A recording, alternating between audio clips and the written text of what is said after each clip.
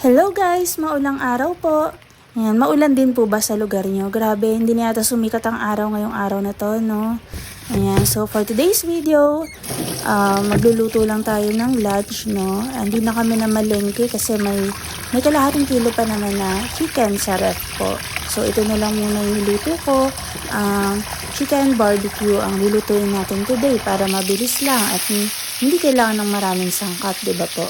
So yan, so start. Ay minarinade ko lang po siya saglit. Hindi na natagalan kasi magtatanghali na, magla-lunch na rin. So prito ko lang muna po siya yung minarinade nating chicken. Prito lang po, mabuti. Ayan, gusto ko talaga yung medyo parang sunog-sunog na, parang iniihaw talaga sa uling. Ayan. So chicken barbecue sa kawali ang tawag po dyan. So, and medyo nilakasan ko po yung apoy na hindi naman masusunog talaga totally para may konting smoky flavor po ang ating chicken barbecue.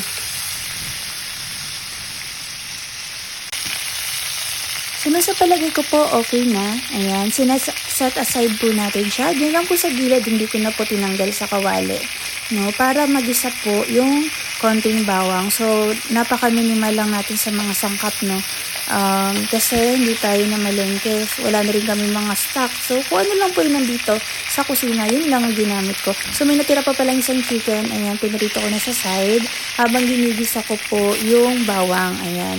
And then, pag medyo toasted na po yung bawang, hinalo ko na uli yung chicken at inilagay ko po yung sauce kung saan tayo nag-marinade kanina ng chicken. So, konting pakulo. Ayan, and that's it. Ayan, so tayo dahil meron tayong mga saging sa paligid. Ayan, naisip ko na sa dahon ng saging uli kami kakain ni Poroy, no? Kasi wala lang. Gusto ko lang po na dyan kumain. Ayan.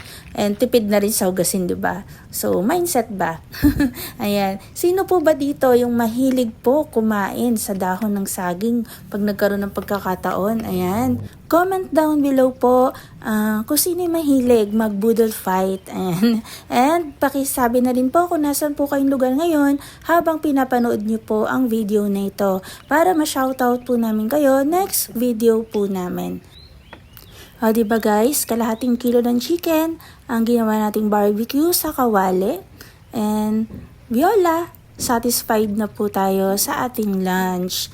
Ayan. So napakasarap po talagang kumain sa dahon ng saging, no? Bukod sa tipid na sa hugasin, ay probinsyang-probinsya po talaga yung feels. Ayan. So guys, kayo po ba ay mahilig pong kumain sa dahon ng saging? Ayan, kung meron naman kayo sa paligid, why not, diba? Yun lang po talaga ang swerte namin, no? Marami kaming puno ng saging sa paligid. Ayan. So, yan lamang po for today's video. Thank you for watching. God bless po.